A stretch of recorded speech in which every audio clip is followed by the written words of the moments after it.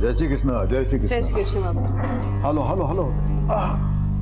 ओहो, ये घड़ी है, घड़ियाल नहीं जो इसमें नजरे गड़ाए बैठे। चैन से नाश्ता तो करी लो ना तुम्हें। बाबूजी, ये ऑटो वाला तो गयो गया, और लेकिन उसको रोक के रखने के लिए बोला था ना, तो नीरज को डिलीवरी लेके भेजने गए। आज का दिन ही खराब है, जा यहाँ से जा। शू डिलीवर करવું છે? अरे वो पन्नालाल सेठ के हीरे हैं? मुंबई में जवेरी बाजार में डिलीवर करने, वो नीरज को भेजने गए ना। अरे हाँ, उसका वो रिसिप्ट है ना, फटाफट साइन कर दो। हाँ भले आपो। हालो। પણ હું શું કહું છું, इतना खून जलाने की क्या जरूरत है? हीरे की डिलीवरी है ना, ये तो काले पण થઈ જશે ને। ना ना ना बा, आंगड़िया के धंधे का एक उसूल है, वो भरोसा और ईमानदारी से चलता है। आज का डिलीवरी का बोला है ना, तो अपने उसूल के हिसाब से आज ही डिलीवरी होना मांगता है। તમે ને તમારા ઉसूल। राहुल कल खत्म हो गया, ला जल्दी। अरे पण फ्रूट तो खाई लेजे ने। और बाद में अभी कुछ नहीं। ढोकला तो खाई लो। अरे नहीं नहीं नहीं, अभी वो डिलीवरी करने जाना है, बोला ना तुमको। अभी राहुल काल के पीछे इतना टाइम गया ना, फटाफट ऑटो पकड़ के मैं पहुंच जाता हूँ। डिलीवरी देना है। हाँ हाँ,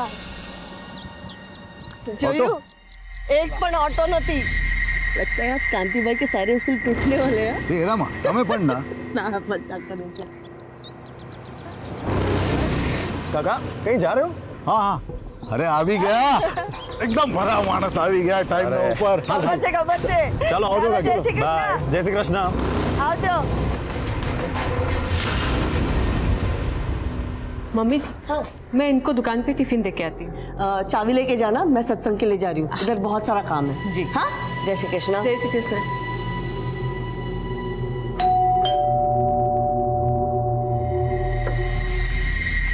अरे हेतल, जय श्री कृष्ण मम्मी जी। कितनी देर लगा दी तूने? मम्मी जी मैं तो पहले ही आ गई थी, बस बाबूजी के जाने का इंतजार कर रही थी। सब छोड़, डॉक्टर ने क्या बोला? माँ जी डॉक्टर ने कुछ और टेस्ट कराने के लिए बोले हैं, थोड़े और पैसे लगेंगे। કેટલા જોઈએ છે? करीब 5000। आले। थैंक यू मम्मी जी। पागल।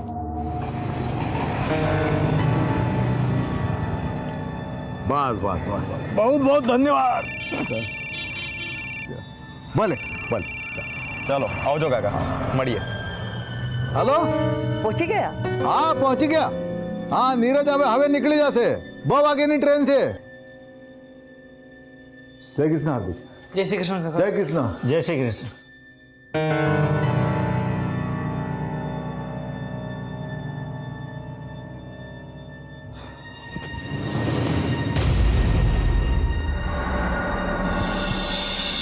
पाँचवा कह रहा है अलिस बेटा? कल सुबह तक आ जाऊंगा माँ। ठीक है। नीरज भाई, मेरे लिए ना डॉल लाना और उसके कपड़े भी लाना। अच्छा, और ये क्यों रो रहा है? उसको गन चाहिए। ठीक है, सब ले आऊंगा। चलो मुझे अभी बहुत लेट हो रहा है, मैं निकल। बेटा संभाळीने जजे। जय श्री कृष्ण काका। जय श्री कृष्ण। जय श्री कृष्ण बाबूजी। जय श्री कृष्ण। तू क्या कर रही है यहाँ? मेरे कॉलेज वाले ना पिकनिक पर जा रहे हैं, तो मुझे कुछ पैसे चाहिए थे। तेरे कॉलेज वालों को सिर्फ पिकनिक करने का मूड रहता है क्या? कभी पढ़ाते नहीं है? आप पकड़। हाले। हार्दिक भाई जय श्री कृष्ण। धवल काका जय श्री कृष्ण। बाबूजी जय श्री कृष्ण। हाय। हाय। जय श्री कृष्ण। अच्छा बाबूजी, हाँ आवजो। नीरज कितना लेट हो गया तू? सॉरी बाबूजी। वो पिछली डिलीवरी का क्या हो गया? हो गया? क्या होना है, हो गई। ये लो बाबूजी, आप हमेशा कहते हो धंधा भरोसे का है, फिर ये नोट को आधा फाड़कर उन्हें क्यों देते हैं? आपको मुझ पर भरोसा नहीं है? भरोसा तो बहुत है, समझा, लेकिन अपना ये आंगड़िया का बिजनेस है ना, उसके कुछ नियम है। अभी तेरे लिए मैं नियम बदलूंगा ना तो बाकी लोगों को बुरा लगेगा। ये ले, ये कट किए हुए पॉलिश किए हुए हीरे, इसको जवेरी बाजार में डिलीवरी कर देना और ताबड़तोड़ फोन करना मुझे। फोन नहीं किया तो? तेरे गाल खुड़बुड़ा रहे क्या मेरा चाटा खाने को? आप अगर रसीद। आप मेरे बाबा समान हो, जितना चाहे मार सकते हो, पर सोचो अगर जाते थे मेरा एक्सीडेंट हो गया तो? चुप चुप बोल। देख, मेरे पास 3 लोग हैं, धवल भाई, हार्दिक और तू, जिनके ऊपर आंख बंद करके विश्वास करता हूं मैं। ये अपना आंगड़िया का धंधा जो है ना, ये बाएं हाथ में क्या है दाएं हाथ को मालूम नहीं पड़ता। ऐसे अभी तू जो डिलीवरी लेके जा रहा है ना, वो पार्टी को मालूम नहीं कौन उसका माल लेके आ रहा है, कैसे आ रहा है मुंबई, समझा? चल अब निकल जल्दी, वो बाहर ऑटो खड़ा है, वो रेलवे स्टेशन छोड़ देगा तुझे। आता हूँ बाबूजी। जय श्री कृष्ण। संभाल के जाना।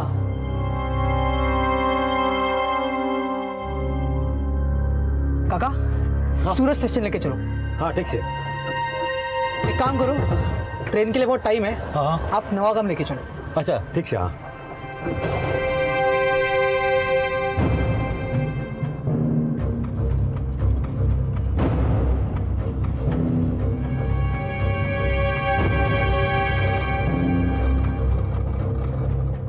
अब रुको जरा, मैं आता हूँ। हाँ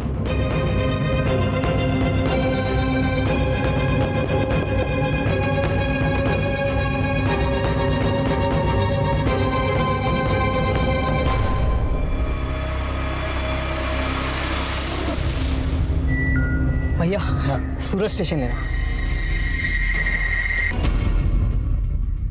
भरोसा एक छोटा सा शब्द है, पर इस छोटे से शब्द पर पूरी जिंदगी टिकी हुई है। जब किसी का भरोसा डगमगाता है तो उसकी पूरी दुनिया हिल जाती है।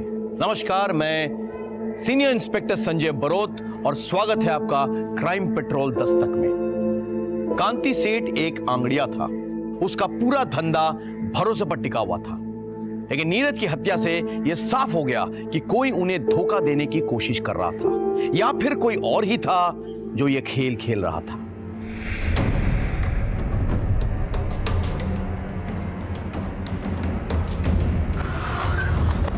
नीरज फोन केम उपाड़तो નથી? एक गोली कंधे पे लगी है और दूसरी गोली छाती पे। वैसे इसका मतलब हमला करने वाला इसे जान से ही मारना चाहता था। किसका फोन बज रहा है? चेक करो इधर। हाँ, स्पीकर पे डाल। हाँ नीरज, अरे क्या छे तू? फोन क्यों नहीं उठा रहा है? हेलो, कौन बोल रहे हैं? तमें कौन? मैं सीनियर इंस्पेक्टर संजय बरोत बोल रहा हूँ। देखिए, मैं नीरज का सेठ बोल रहा हूँ। वो मेरे पास आंगड़िया में काम करता है। वो डिलीवरी के लिए लेके निकला है मुंबई के लिए। अभी किधर है वो? आई एम सॉरी, उसका खून हो चुका है। खून? नीरज किसके साथ निकला था? वो अकेले अकेले निकला था साहब, रिक्शा लेके। ठीक है, आप एक काम कीजिए, आप भगवती नगर पुलिस स्टेशन आ जाइए फौरन। શું થયું? नीरज का किसी ने खून कर दिया।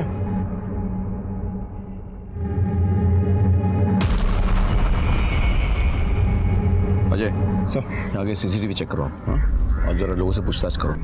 और इस ऑटो का जो रजिस्ट्रेशन नंबर है ना, उसके डिटेल्स निकालो, पता करो इसका मालिक कौन है और चलाने वाला कौन है। सर चलो। पांड्या देखो आसपास। सर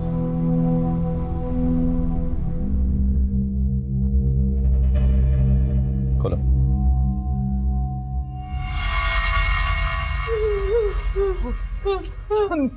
नीरज छे।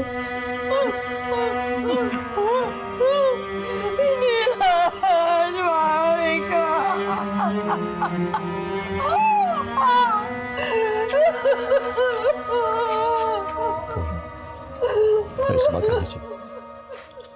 नीरज कहाँ जा रहा था? सर वो हीरे की डिलीवरी देने जा रहा था। उसने किसी से कुछ कहा था इस बारे में? किसी को घर पे किसी से? हमें नहीं पता था साहब कि हीराप्पा नु काम करे छे। हमें तो ऐसा ही पता था कि वो एक कुरियर कंपनी में काम कर रहा है। आज इनकी वजह से और इनके धंधे की वजह से हमारा छोकरानो जीव गया। अब चलिए वहां से, आइए। लूट और मर्डर का मामला लगता है। किस किस को पता था कि नीरज के पास हीरे हैं? बीजू तो मारा बे खास आदमी छे, धवल અને હાર્દિક, અને મારી પત્ની रमा। अंगाड़िया नो बिजनेस छे, वो तो उसी के नाम से चलता है, तो उसको तो सब पता रहता है। और कोई? और कोई नहीं।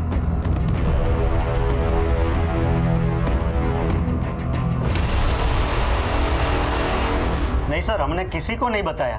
हमें શું કામ કોઈને बताविए? नहीं सर, कोई नहीं, પણ नहीं। हाँ साहब, इन लोगों ने कुछ नहीं किया। अब इतना भरोसा कैसे कर सकते हैं? अब ये हमारा धंधा जो है वो भरोसे और ईमानदारी पे ही चलता है। ये धवल भाई, हार्दिक हमारे पास बहुत सालों से काम कर रहे हैं, तो इनके ऊपर तो आंख बंद करके विश्वास करते हैं। आंख बंद करके चलने से ठोकर लग सकती है, याद रखिए। आप तो आंगड़िया बिजनेस की मालकिन है, आपको तो सब पता होगा। ખબર તો બધી છે સાહેબ, પણ માલकिन કઈ નથી। ये धंधा तो मेरे बापूजी का था। कागज में नाम जरूर है, पर कितना वर्षों थी तो मेरे पति संभाल रहे ये धंधा। मैं किसी से क्या बात करूंगी? इस सिलसिले में तो मेरी किसी से मुलाकात भी नहीं होती। वो सब ठीक है, लेकिन जो कोई भी है उसने फील्डिंग बहुत अच्छी की है। आपके खिलाड़ी के बारे में उसको पूरी जानकारी थी। हम अभी निकलते हैं, लेकिन आगे आपकी मदद की जरूरत पड़ेगी। क्या फटाफट ले आओ। सर, जहाँ नीरज का मर्डर हुआ था वहाँ आसपास हर जगह हमने चेक किया, लेकिन कोई सीसीटीवी लगा हुआ नहीं। अजय, बहुत प्लानिंग के साथ ये लूट और मर्डर किया गया है। किसी को अच्छी तरह से पता था कि नीरज के पास वो हीरे हैं। उसका ऑटो जब किसी सुनसान जगह पे पहुंचा तो उसे गोली मारकर वो हीरे निकाल लिए। सर, ऐसा भी तो हो सकता है इन सब में वो ऑटो वाला भी शामिल हो। करेक्ट, ढूंढो उसको, उसका मिलना बहुत ज़रूरी है। सर,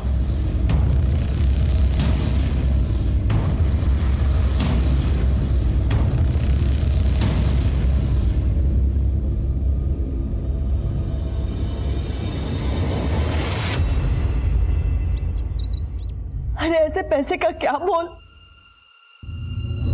जो किसी की जान नहीं बचा सकता।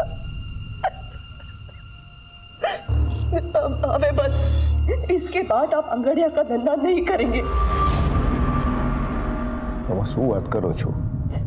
रमा, आंगड़िया मेरे लिए सिर्फ काम नहीं है, ये विरासत है। और याद है ना, तुम्हारे पिताजी ने मरते वक्त मेरे से कसम ली थी कि उनके धंधे को मैं ईमानदारी से बढ़ाऊंगा। वो बढ़ाया मैंने। अरे पर कोड़ा बाटे जाननी जोखिम कर सो तब आपका एक भी बेटा इस काम को आगे नहीं बढ़ाने वाला। बेटे नहीं आने वाले तो अब हमारी शू गलती है? मैंने कोशिश की थी बड़े बेटे को धंधे में लाने की। क्या किया उसने? गपला किया, नाम खराब किया मेरा। आस्तीन का साथ निकला वो। पर હું મારા નાના દીકરાને આ ધંધામાં नहीं लाવીશ। ये धंधा मेरे नाम पे है ना, तो धीरे धीरे ये धंधा मैं धवल और हार्दिक को सौंप दूंगी। पर इस धंधे की मनुष्यत मैं इस घर में नहीं आने दूंगी। मेरे को मेरा पैसा चाहिए। मारा हीरो नु शू? अरे मेरे 25 लाख का क्या होगा? शर्म नहीं आती पन्नालाल से पैसा मांगते हो? तुम्हारे हीरो के चक्कर में मेरा आदमी मारा गया। मेरे को मेरा पैसा चाहिए कैसी भी तरह से, नहीं तो उसके बाद में जो होगा मेरी कोई जवाबदारी नहीं होगी।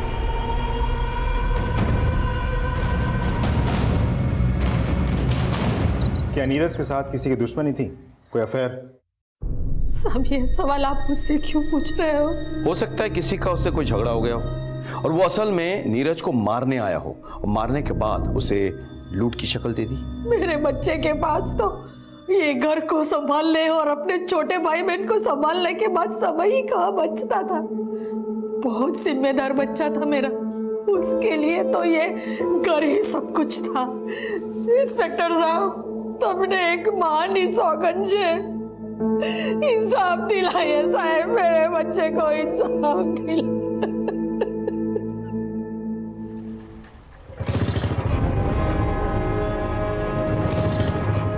कौन हो तुम लोग? ये क्या कर रहे हो?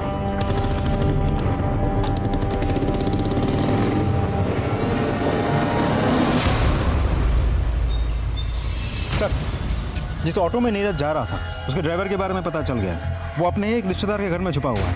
उठा के ले उसे। सर, रमा, तूने हीरो की डिलीवरी के बारे में किसी को कुछ बताया था? वैसे तो किसी के साथ बात नहीं की। याद करो।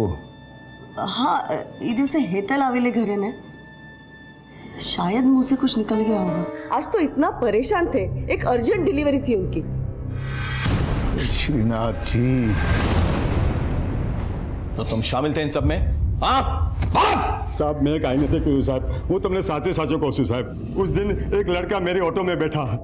काका, सूरज स्टेशन लेके चलो। लेकिन ट्रेन थोड़ा लेट था ना, तो बोला मेरे को दूसरे के घर पे जाना है, उधर मेरे को छोड़ो। एक काम करो, ट्रेन के लिए बहुत टाइम है, आप नवागाम लेके चलो। तो मैं तो उधर छोड़ा उसको। 15-20 मिनट में उसकी राह देखा, फिर वो आया, बोलते अभी मेरे को सूरत स्टेशन ले चल। भैया, सूरज स्टेशन लेना। फिर हम लोग रास्ते में आ रहे थे ना, तो किसी ने उसको मार दिया। किसके घर छोड़ा था तुमने उसे?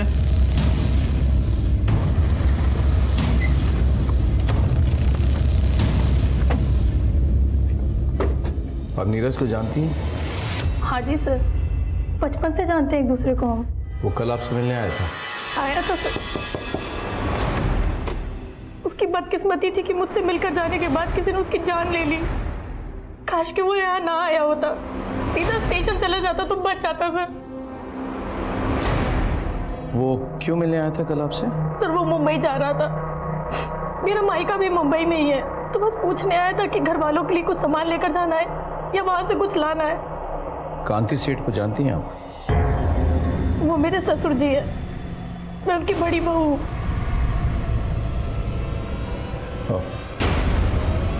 ठीक है, हम चलते हैं, कांति सेठ से मिलके आते चलिए। सर, हेतलनी बात एकदम साची है साहब। नीरज अपने परिवार के साथ हेतल के पड़ोस में रहता था। उन दोनों में एकदम भाई बहन का रिश्ता था। तो आप कह रहे हैं कि हेतल का इन सब से कोई लेना देना नहीं है? नहीं साहब, ऐसा नहीं है, हो भी सकता है। कैसे? हेतल का पति मेरा बेटा कल्पेश है। आप अपने बड़े बेटे कल्पेश पर खून का इल्जाम लगा रहे हैं, कोई खास वजह? सूखी दो। पापा मैं सारा कैश लेकर जा रहा था और रास्ते में मुझे गुंडे मैंने बहु मारी पापा, और सारा पैसा भी लेकर गया वो। मुझे तो कल्पेश की बात पे बिल्कुल विश्वास नहीं था, और फिर एक दिन मैंने उसको जुआ खेलते हुए पकड़ा। पापा पूछे झूठ बोला तुम्हारे साथ है? हाँ, आप पैसा भाड़ा मेहनत ना पैसा छे, अपना धंधा ना पैसा छे, और अपना धंधा भरोसे पे चलता है। लोगों का भरोसा तोड़ के बाप का नाम मिट्टी में मिलाना चाहता है तू। आज से तारा हमारा रिश्ता खत्म।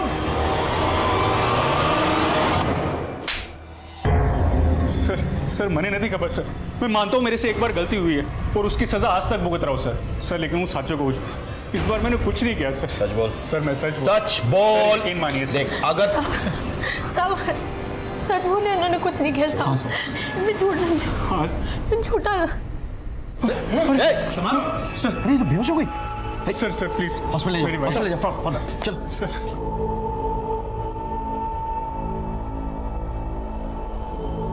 इनका कोई रिश्तेदार है यहाँ पे? नहीं, फिलहाल तो अभी कोई नहीं है। वैसे हुआ क्या डॉक्टर साहब? ये माँ बनने वाली है। ठीक है, आप एक नंबर नोट कर लीजिए, 444। क्या हेतल मां बनने वाली है? भाई कपाल ने मेरी सुन ली। वकील साहब, कल्पेश की जल्द से जल्द जमानत करवा दो। पैसे की चिंता मत करो, जितने लगेंगे मैं सब दूंगी। माँ, वो कल्पेश भाई बाहर खड़े हैं। थैंक यू सो मच माँ, thank you so much. Thank you मने नहीं, अपने बीवी को बोल, माँ बनने वाली है वो। अगर अपनी जिम्मेदारी का जरा भी ख्याल है ना तुझे, तो जाके पहले उसका ख्याल रखना। ठीक है माँ।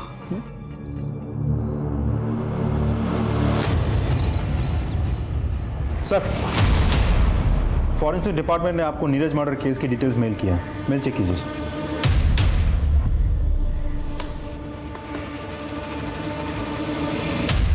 इस रिपोर्ट के मुताबिक नीरज को 2 अलग अलग गन से शूट किया गया था। पहली गोली जो उसके शोल्डर पे लगी थी, एक रिवॉल्वर से शूट किया गया था, और दूसरी गोली जिससे उसकी जान गई थी वो एक .22 कैलिबर पिस्टल से निकली थी, उसे पॉइंट ब्लैंक रेंज पे शूट किया गया था। यानी क्लियर है सर, लेकिन एक मामूली से अंगाड़ी या कुरियर वाले लड़के को मारने के लिए 2 गन्स का इस्तेमाल किया गया है। बात कुछ हजम नहीं हुई सर। रमा, तूने कल्पेश की जमानत करवाई? हाँ। क्यों? तुमको पता है ना वो कैसा है। खुद जो भी है, जैसा भी है, हमारा छोकरो छे। और आपने पुलिस के आगे उसका नाम लिया ही कैसे? बहुत सही किया, लेकिन तुमने उसकी जमानत करके बहुत गलत किया। गलती मैंने नहीं, तुमने की है। छोटी सी गलती के लिए मारा डिकरा ने घर से बाहर निकाल दिया। वो जुआ खेलने के लिए मेरे बिजनेस का पैसा चुराया उसने, छोटी सी गलती है। बिजनेस तमारो नहीं, मारो छे। और अगर बच्चे गलती करते हैं ना, तो माँ बाप उसे सुधारते हैं। रमा, कल्पेश बच्चा नहीं है। तो मैं क्या करती? उसको लॉकअप में रखती, उसके बीवी को अकेला छोड़ती।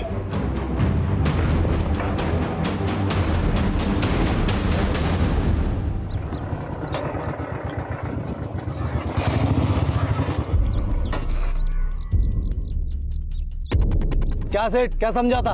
अपने बाप का पैसा हजम कर जाएगा? पन्नालाल सेठ का पैसा वापस कर। ये देख, तेरी बेटी का दुपट्टा। अभी तो ये दुपट्टा उतारा है, अगर पन्नालाल सेठ का पैसा वापस नहीं दिया ना तो अगली बार कुर्ता उतारूंगा, समझा?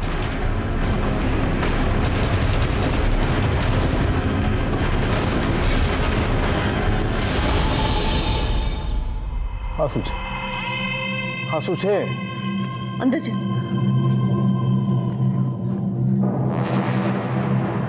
उसको कहूँ छू, उसको सारे पैसे दे दो ना, झंझट खत्म हो जाएगी। आखिर अपने बेटी का सवाल है। ये पन्नालाल की धमकियों से डर के मैं अपने धंधे के उसूल नहीं बदलूंगा, कभी नहीं।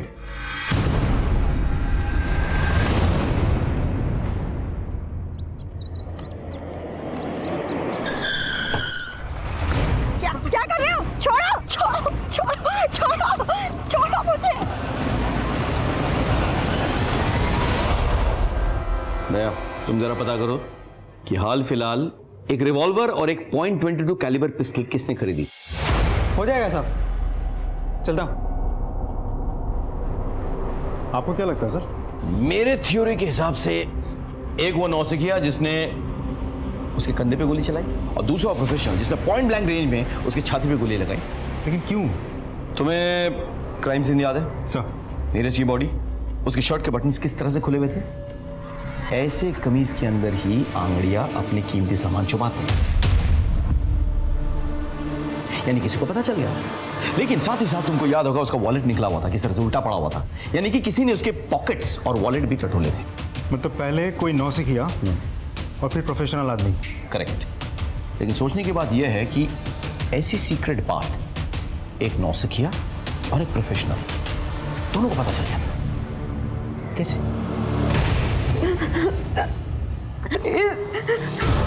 प्लीज जाने दो, प्लीज जाने दो। चुप, बिल्कुल चुप। प्लीज जाने दो।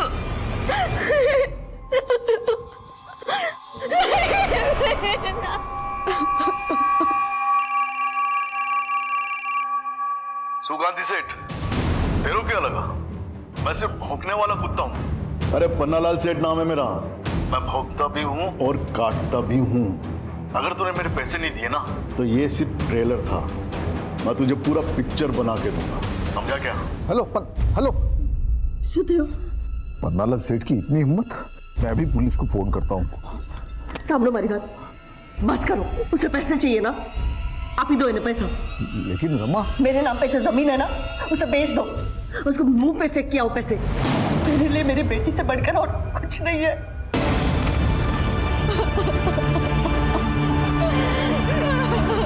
अक्सर लड़कियों के साथ हुए मोलेस्टेशन, छेड़खानी, यहां तक कि बलात्कार जैसे संगीन अपराध में भी लोग पुलिस तक नहीं आते। यह सरासर गलत है। अगर पुलिस को अपराध के बारे में पता नहीं चलेगा तो वो अपराधियों तक कैसे पहुंचेंगे, कैसे उन्हें सजा दिलवाएंगे? कांति सेठ और रमाबेन ने भी पारुल के मोलेस्टेशन के बारे में पुलिस को नहीं बताया। उधर नीरज के मर्डर केस में किसी के खिलाफ हमें कोई सबूत नहीं मिल रहा था। हम इन्हीं चीजों में उलझे हुए थे कि अचानक कुछ ऐसा घटा जिसने इस केस की दिशा पलट दी।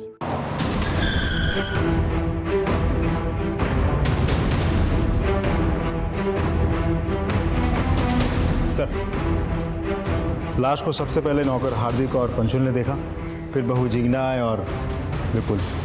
मैंने ही आप लोगों को फोन किया। पूरी जगह को देखकर ऐसा लग रहा है जैसे किसी ने कुछ भी टच तक नहीं किया है। हा?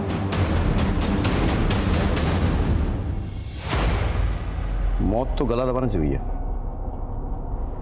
और घर पे कोई फोर्स एंट्री भी नहीं हुई सर। यानी कि जो भी आया था वो पहचान वाला था, तभी दरवाजा खोला गया था। घर में कुछ मिसिंग है? जी सर, 15 लाख रुपए। 15 लाख कैश? घर में क्या कर रहा था?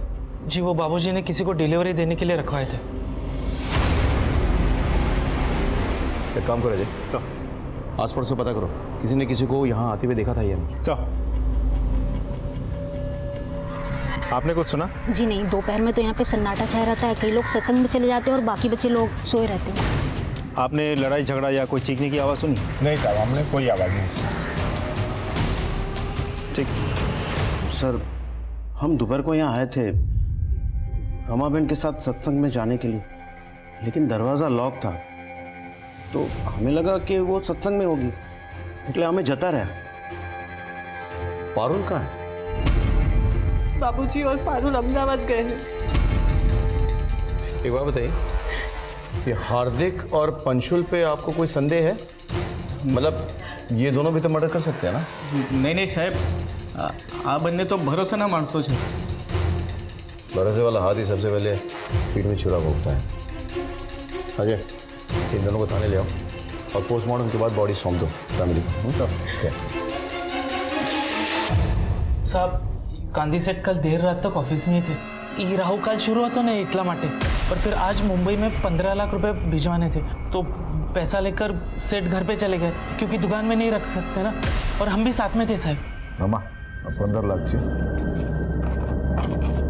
तो कबाड़ में रख देना, और तुम लोग कल दोपहर के बाद आ जाना। कल सुबह मैं अहमदाबाद जा रहा हूँ डिलीवरी के लिए, तो शाम तक लौटूंगा। कल 11 से 3 बजे तक राहु काल है, तो उसके बाद आ जाना और ये कैश लेके जाना। जी बाबूजी। ठीक है बाबूजी। जय श्री कृष्ण। जय श्री कृष्ण। और फिर हम जब 2:15 बजे घर पहुंचे तो तुम दोनों के मुताबिक कांति सेठ अपनी बेटी पारुल को लेकर अहमदाबाद गए डिलीवरी के लिए। हाँ, अबे ये आंगड़िया कब से अपनी बेटी को लेकर जाने लगा डिलीवरी के लिए, बताना। तकलीफ हो रही है क्या? नहीं सर, कहीं नहीं। एक मिनट खड़े हो जा, बैठ। मुझे चेक करो जरा। खड़ो जा, खड़ो।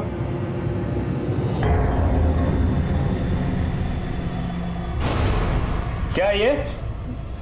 सर, ये कहाँ से है? सर गांधी सेठ ने दिया था।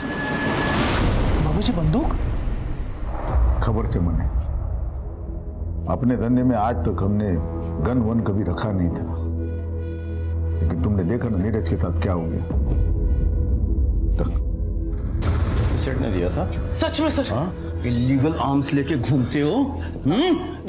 हो सकता है 15 लाख की लालच में रमा बहन की हत्या तुम दोनों ने की हो। नहीं सर, हमने। अजय, बंदूक जब्त करो, ठीक से पूछताछ करो। सर कुछ नहीं किया।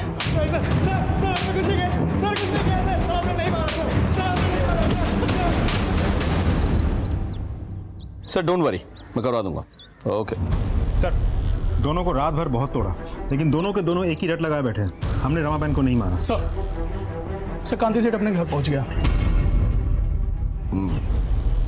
अजय, काम करो, हार्दिक के पिस्तौल को फॉरेंसिक के पास भेजो, चेक करवाओ कि कहीं ये वही पिस्तौल तो नहीं जिससे नीरज को गोली मारी गई थी। Can you do that? Sir, okay sure.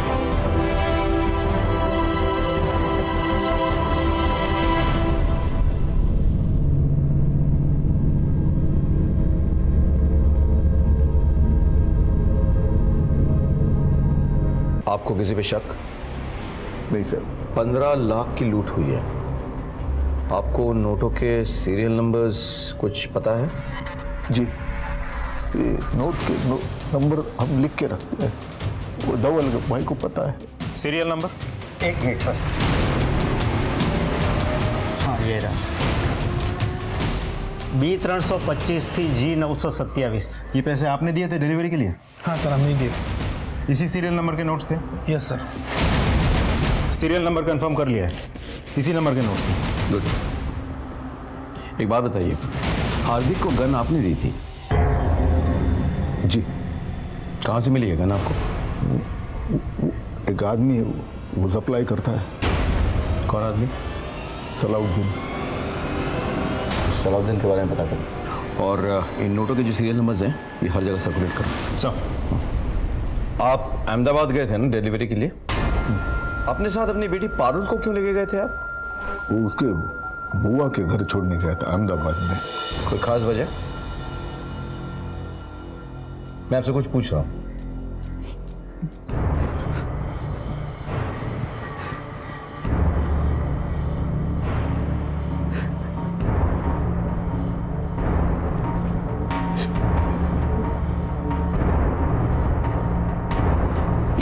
नहीं साहब, साहब नहीं साहब। बस इधर निकाल। वो कांति सेठ मेरा पैसा नहीं दे रहा था साहब, तो वो तो डरावा माटे थोड़ा। और उसके बाद तूने रमाबेन को मार डाला? नहीं साहब नहीं, मैंने रमाबेन को नहीं मारा साहब। नहीं मारा तूने?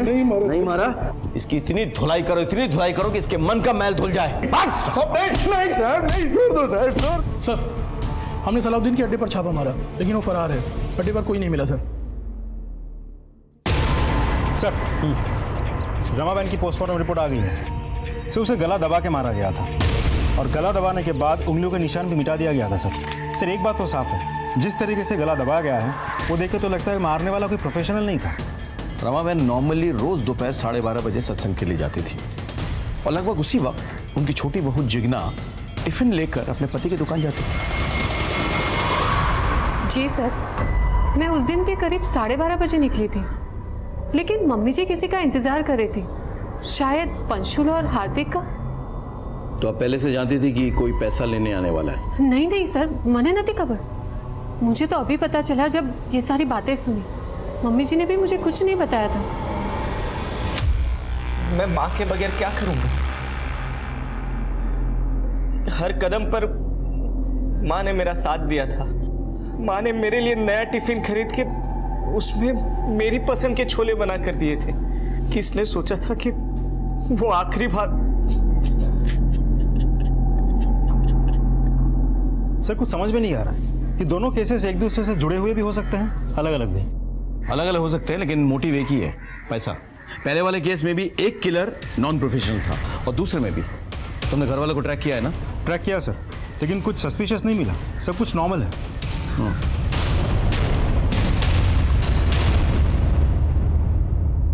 सर आपका शक सही था। हार्दिक के पास से हमें जो गन बरामद हुई थी, उसी गन से पॉइंट ब्लैंक रेंज से नीरज को मारा गया था, और ये वही गोली थी जिससे नीरज की मौत हुई थी। जाके उठाकर लेकर आओ दोनों को सर। गन दोनों कांति ने दी थी ना? हाँ साहब, पर आ गन तो मैंने नीरज की हत्या के बाद खरीदी थी।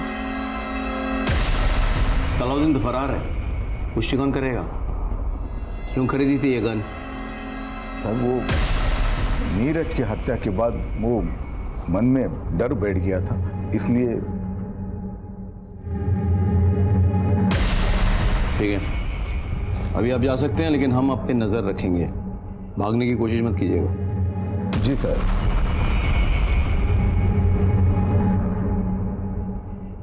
सर इस कांति पे शक है? अजय, हमारे प्रोफेशन में शक करना कोई गुनाह नहीं है, बल्कि शक ना करना गुनाह है। कई बार जिस पे हमें शक ना हो वो असली अपराधी साबित हो चुका है। सर पन्नालाल का वकील हाईकोर्ट से बेल पेपर लेकर के आया। जाने दो उसे, लेकिन उसमें नजर रखना और कॉल रिकॉर्ड चेक करना। सर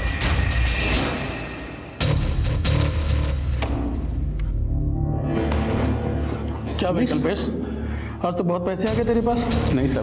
लेके चलो इसको।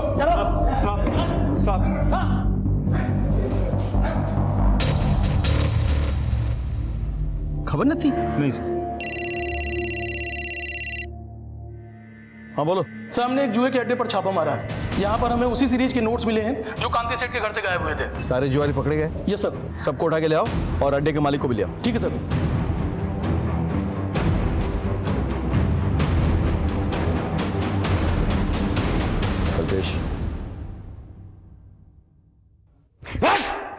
सर मैंने नहीं मारा अपनी माँ को। नहीं मारा? नहीं सर। ये पैसे कहाँ से मिले? पैसे ये सीरियल नंबर चेक किए जा चुके। बोल। सर ये तो वो पैसे हैं जो माँ ने हितल को दिए थे सर, और हितल ने मुझे दिए। अच्छा? हाँ सर, सच कह रहा हूँ सर। चलो बुलाओ, लेके आओ उसको। जी ये सच बोल रहे हैं। मैं गई थी उस दिन माँ जी के घर। अरे वाह जितना बड़ी अच्छी खुशबू आ रही है। कड़ी बना रही हूँ। अच्छा मम्मी जी कहाँ है? हाँ, जय श्री कृष्ण मम्मी जी। હેતલ બેટા કેમ છે? सारू छू मम्मी। ने तबीयत तारी? नहीं मम्मी, एक्चुअली डॉक्टर ने कुछ टेस्ट करवाने के लिए बोले हैं, तो थोड़े पैसे चाहिए थे। कितना जोज? 25,000। 25,000 तो नहीं है मेरे पास। एक मिनट, तू અહીંયા ચૂકી રહે। हाँ आउँ छू।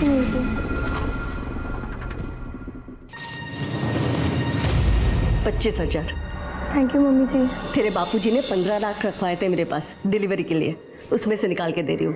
पर मम्मी जी बापूजी को पता चला तो? अब मैं सत्संग जा रही हूँ ना, तो आती वक्त ATM से निकाल दूंगी और रख दूंगी इसमें। और वो पैसे लेके मैं वहाँ से चली गई। ये बात तुमने हमें पहले क्यों नहीं बताया? मैं डर गई थी सर, मुझे लगा कहीं आप लोग मुझ पर और मेरे पति पर ही शक न करने लगे। झूठ बोल के तुमने हमारा शक और गहरा कर दिया है। अब मैं बताता हूँ तुमने क्या किया और कैसे किया। घर में 15 लाख कैश है, ये तुमने अपने लालची पति को बताया। फिर इसने तुम्हारे साथ मिलकर अपनी माँ की हत्या कर डाली और वो सारे पैसे हड़प लिए। नहीं सर, मैं सच बोल रही हूँ, वो पैसे मुझे माँ जी नहीं दिए थे, हमने कुछ नहीं किया है। प्लीज सर विश्वास कीजिए। सच और झूठ का तो पता चल जाएगा। जाओ जाके इनके घर की चेकिंग करो। देखो सारा पैसा जुए में खर्च कर दिया या कुछ कैश बाकी है? जाओ।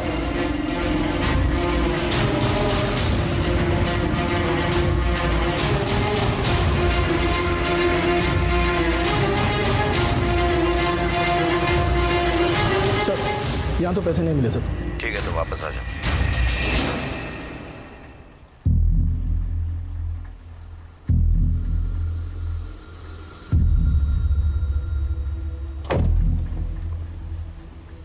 हेलो सलाउद्दीन भाई, हाँ તમારું પૈસો हिसाब साफ થઈ ગયો। ठीक ए भैला पुलिस पकड़ो से।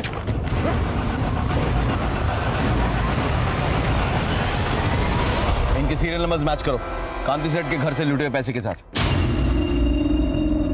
नहीं सर, ये अलग नंबर के नोट्स हैं। आयुषो? Yes sir.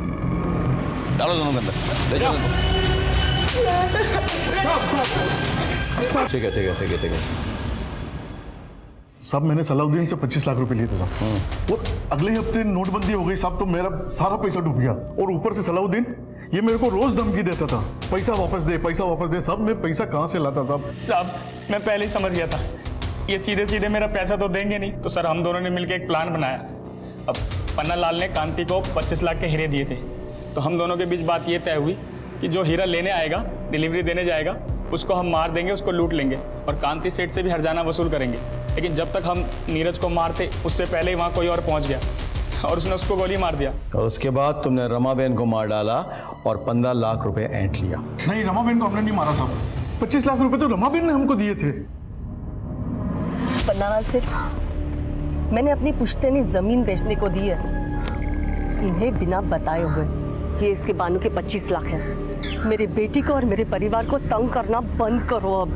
झूठ बोल रहे हो तुम लोग, और पैसे की लालच में तुमने रमाबेन को मार डाला। नदी सर नदी।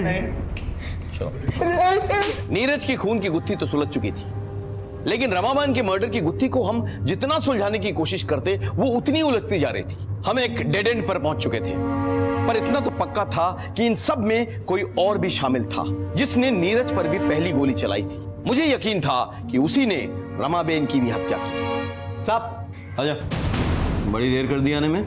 आप साहब अच्छे काम में वक्त तो लगता ही है ना। कुछ पता चला? हाँ सर, जिन गन से नीरज पर गोलियां चलाई गई थी ना, उनमें से एक गन तो सलाउद्दीन के आदमी ने खरीदी थी। और दूसरी गन। सर ये सब कुछ थोड़ा अजीब नहीं लगता आपको? स्टेप बाय स्टेप चलते हैं। देखो, कांति सेठ के बयान के मुताबिक वो वारदात से पहले वाली रात अपनी बेटी पारुल के साथ अहमदाबाद गए थे डिलीवरी के लिए, और पारुल को अपने रिश्तेदार के घर छोड़ने के लिए। उनके जाने से पहले हार्दिक और पंशुल कांति सेठ के घर आए, डिलीवरी के 15 लाख रखवा लिए। अगले दिन 3 बजे के बाद हार्दिक और पंशुल आने वाले थे वही 15 लाख उठाने के लिए, लेकिन उनके आने से पहले रमाबेन की मौत हो चुकी। और इस बीच हेतल घर में आती है और रमाबेन से पैसे मांगती है। हाँ सर, और उस वक्त जिग्ना अपने किचन में कड़ी और चावल बना रही थी अपने पति की टिफिन के लिए। रमाबेन 15 लाख के बैग से 25,000 रुपए निकालती है और हेतल को देती है। और 2:15 बजे हार्दिक और पंशुल घर पर आए और रमा को मरा हुआ पाया। सर इस केस में कुछ तो खटक रहा है, पता नहीं क्यों ऐसा लग रहा है कि इस पहेली में कोई तो कड़ी मिसिंग है। कड़ी नहीं, कड़ी मिसिंग है। दोनों बयान पढ़ो। माँ ने मेरे लिए नया टिफिन खरीद के उसमें मेरी पसंद के छोले बना कर दिए थे। मैं गई थी उस दिन माँ जी के घर। अरे वाह चिकना, बड़ी अच्छी खुशबू आ रही है। कड़ी बना रही हूँ।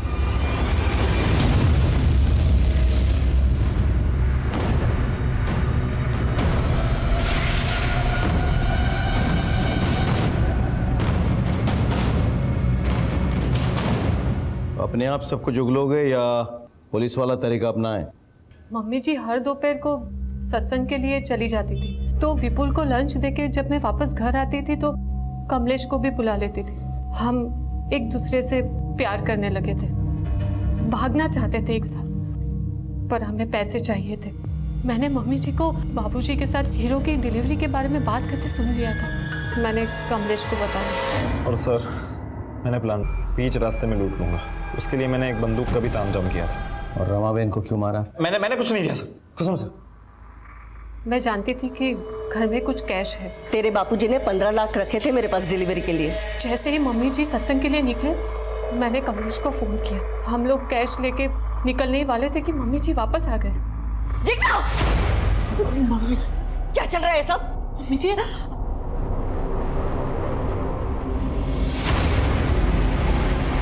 तुम दोनों ने पैसे चोरी किए? इसका मतलब उस दिन तूने मेरी सारी बातें सुन ली थी ना? नीरज डिलीवरी लेने जवानों से? मम्मी जी, तुम दोनों ने मिलकर नीरज को मार डाला? तुम दोनों ने हीरे चोरी ली? अभी पुलिस को फोन कर दियो। मम्मी जी, मेरी लड़ाई करती। ऐसा कुछ नहीं। बस, सब देख लिया मैंने। ना बड़ा धोखा, छोड़ूंगी नहीं तुम दोनों को। बोले बेन, जय श्री कृष्ण रमा बेन, क्या सत्संग में नहीं चलना है? बहन, उसे माफ कर दीजिए, उसने कुछ नहीं किया बहन। अरे इसी ने सब कुछ किया है। बच्चा लाने तुम्हारी लड़की। उसे कड़ी से कड़ी सजा दो। हमारी बेटी ऐसा नहीं कर सकती। बाहर से टिफिन लेके विपुल के पास चली जाता कि तुम पर किसी को शक न हो। बेटी के करतूतों पर पर्दा डालने के लिए आप लोगों ने एक मासूम औरत को मार डाला। जिग्ना के माता पिता को रमाबेन की हत्या के आरोप में गिरफ्तार किया गया और उन्हें सजा भी मिली। कांति सेठ की जिंदगी और बिजनेस में बस एक ही उसूल था, भरोसा, लेकिन दोनों ही जगह उन्हें सिर्फ धोखा ही मिला। पन्नालाल ने सलाउद्दीन के साथ मिलकर नीरज की हत्या की और कांति सेठ को बिजनेस में धोखा दिया। वहीं जिग्ना की वजह से रमाबेन की जान चली गई। लेकिन सवाल यह उठता है कि क्या कांति सेठ और रमाबेन को इस बात की जरा भी दस्तक नहीं मिली? मैं सीनियर इंस्पेक्टर संजय बरोत आपसे विदा लेता हूं। फिर मिलेंगे एक नए केस के साथ। तब तक सतर्क रहिए और देखते रहिए क्राइम पेट्रोल दस्तक। मकसद बताना नहीं बल्कि बचाना है। जय हिंद।